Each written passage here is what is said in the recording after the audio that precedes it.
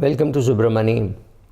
I'm going to make this video very simple, right? This is meant for those people who do not like to invest in learning, who do not wish to get into anything complicated like even picking mutual funds and trying to time the market and all that. No, don't need to do any of these things.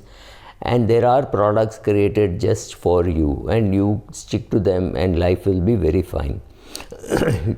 What is important is you don't have to look at REIT, you do not have to look at PMS, you do not have to look at AIF, right? I'm using these words. If you do not understand, more power to you, great, that's what you need. You don't need to understand.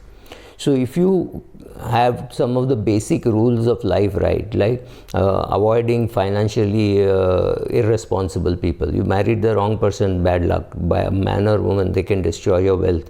If you haven't done any of those stupid mistakes of being in families where they are more interested in wealth destruction, then that itself is half the battle won, or maybe 90% of the battle won. You learn some of the basics, like you earn enough and you save, you spend and you save. Convert that saving into investing. You have simple 1 or 2 credit cards, 1 or 2 bank accounts, term insurance, health insurance. Now we come, once you taken care of these basics and you have a fund at home, which is in terms of cash, some money in the savings bank account, some money in the bank fixed deposit. Believe me, it's not such a bad product after all. And some money in ultra short bond fund, that is also taken care of. That brings us to investing. If I tell you investing is simple, you're going to laugh and say, no, it's far more complicated. No, it's not. Let me even name the funds in which you should be investing. Let's put some money into a UTI index fund in the direct plan. If you don't need an advisor, you should stick to an index fund. Don't use too much of your brain power in searching for the best fund, etc. If you have somebody doing it for you for a reasonable fee, then it's a different thing. If you are not going to do that, then you're much better off putting money in an index fund. How much should you put in an index fund? Depending on the stage of your life. If it's a very early stage, you put 90% of what you can invest, what you have saved, you put it into an index fund, and 10% you put it into some ultra short bond fund. That's enough.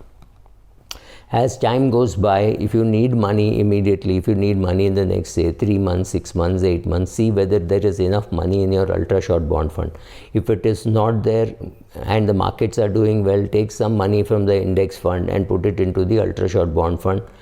As soon as you finish off that work, make sure there is enough money in ultra short bond fund to take care of your needs for, say, 3, 4, 5 years in the worst case scenario, especially for a retired person.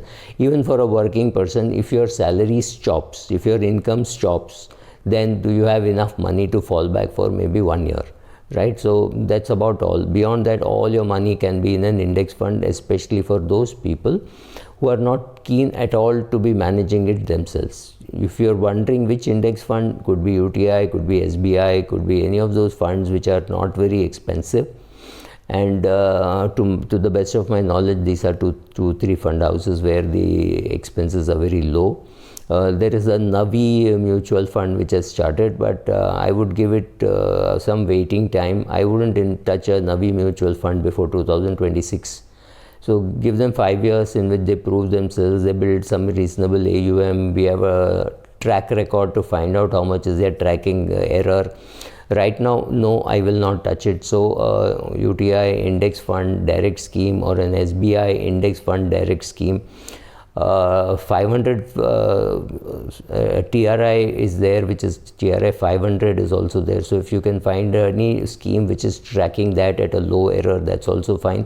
But otherwise the Sensex or the index is good enough, right?